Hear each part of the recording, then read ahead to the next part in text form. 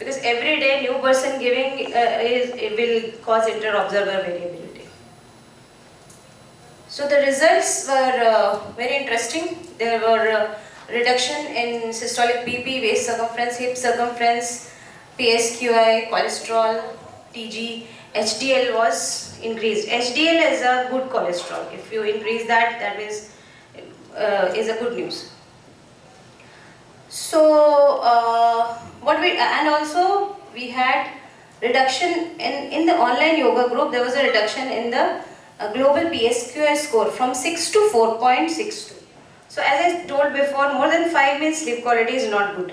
So we could, as a part of those who were in the online yoga arm, they could have a good quality of sleep, which was of course a secondary objective, but it was a bonus finding for us. So as we conclude, I must tell you, I was just analyzing the 105 data in that trial, which this presentation is a part of.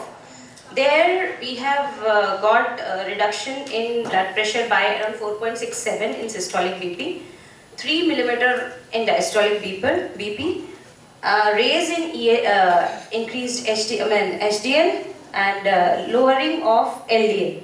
So overall, the risk factors for hypertension as well as the cardiovascular diseases were reduced at the end of the study. So we came to the conclusion that adding this, even if the elderly cannot do much of the posture part of yoga, adding this may help them not only in reducing their blood pressure, but the cardiovascular risk. Because the evidence is there that if you reduce blood pressure by around 10 millimeter, you reduce around 28 to 29% of deaths due to stroke, 17% of deaths due to heart failure.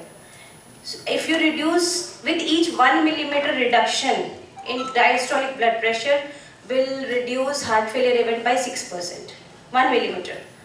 2 millimeter in systolic BP, if you reduce the risk of 20.3 people getting a cardiovascular event in 1 lakh patients. So it's very important. Even 1 millimeter reduction can cause a lot of difference. It can save the people we all love, isn't it? So that is what we are going to. So this is in the pipeline. We have few other projects of how the role of yoga on various risk factors. NCD related risk factors. So that's all for my side. Thank you. Are there any questions? Yeah. Most of these population, these ladies are getting more affected to hypertension. So yeah. In your sample, 70%, like whether ladies are more. Yes.